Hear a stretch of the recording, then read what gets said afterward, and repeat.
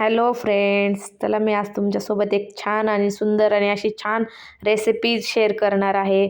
बघा, तुम्हाला अंदाज आलाच असेल मी काय काय दाखवते. तुम्हाला हे बघून तुम्हाला कळलंच असेल आपण काय करणार आहेत. नक्की कमेंट बॉक्समध्ये सांगा की आपण काय बनवत आहेत आणि तुम्हाला आवडते का माझी रेसिपी ते देखील सांगा. मी पूर्ण रेसिपी तुमच्यासोबत शेअर करते आज. आणि माझे व्हिडिओ तुम्हाला आवडतात का मित्रांनो? तुम्ही माझे व्हिडिओ कुठून बघतात आणि कसे कसे ब्लॉग तुम्हाला बघायला आवडतात नक्की कमेंटमध्ये सांगा. आता मी तुमच्यासोबत बिर्याणीची रेसिपी शेअर करत आहे, ती पण दम बिर्याणीची रेसिपी. बघा, आपण सर्वात पहिलं चिकन घेतलं आहे. चिकन स्वच्छ धुतलं आहे. त्याच्यानंतर आपण त्याला आलं लसूणची पेस्ट लावणार आहेत. आलं लसूणची पेस्ट लावली की त्याच्यानंतर आपण त्याच्यामध्ये हळद, मीठ, चवीनुसार मीठ घ्यायचं. तुमच्या अंदाजीनुसार तुम्ही मीठ घेऊ शकता मित्रांनो.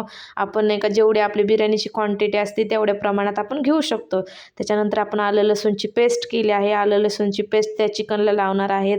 आणि आपण चिकन मॅरिनेट करताना काय काय टाकायचं त्याच्यामध्ये हे नक्की बघा, शेवटपर्यंत बघा की आपण चिकनमध्ये काय काय टाकलं आहे. आणि मेन तर तेच असतं मित्रांनो, आपण मॅरिनेट करताना चिकनमध्ये काय काय टाकतो आणि तेच सगळ्यात महत्त्वाचं असतं मित्रांनो. काही लोक तेच नाही मेन बघत. तर आपण मित्रांनो चिकन मॅरिनेट करताना आपण लावलं आहे त्याला एक लिंबू असतं, त्यातलं आपण अर्ध लिंबू कापून घ्यायचं, अर्ध लिंबू टाकायचं, अर्ध लिंबू त्याला लावून घ्यायचं चिकनला. नंतर आपण त्याच्यामध्ये हळद, मीठ, चवीनुसार मीठ टाकायचं. त्याच्यानंतर आलं लसूणची पेस्ट टाकायची. नंतर आपले मसाले, ते सिक्रेट मसाले आहेत, मी तुम्हाला पुढं सांगतेच कोणते मसाले आहेत ते. पूर्ण व्हिडिओ बघा, न स्किप करता. तर आपण त्याच्यामध्ये आत्ता टाकलेलं आहे मित्रांनो पुदिना, कोथिंबीरची पेस्ट टाकली आहे. त्याच्यामध्ये 2 ते 3 हिरव्या मिरच्या देखील बारीक केल्या आहे.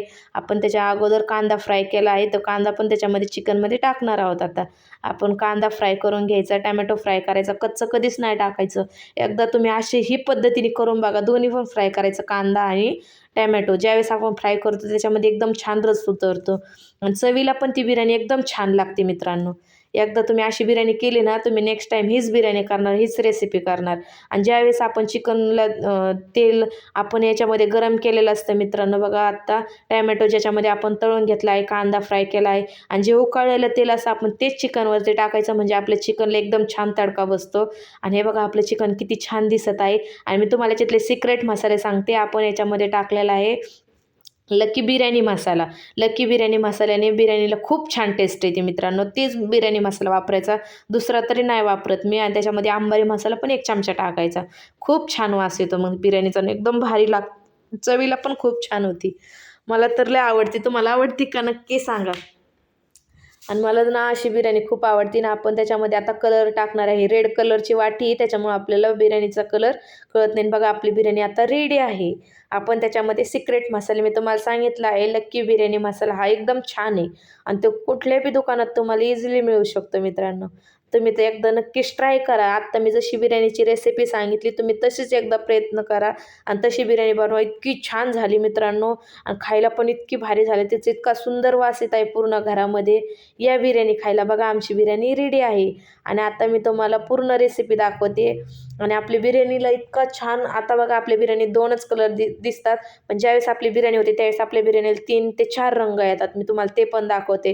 व्हाईट कलर, येलो कलर, बघा मी तुम्हाला दाखवते. व्हाईट, येलो, व्हाईट आणि ऑरेंज कलर. बघा, आपली बिर्याणी किती छान झाली. या जेवायला. आम्ही पण जेवतो, तुम्ही पण जेवा. आणि नक्की व्हिडिओ आवडला तर लाईक करत जा, शेअर करत जा, कमेंट करत जा. आणि कमेंट बॉक्समध्ये नक्की सांगा बिर्याणी कशी झाली आहे.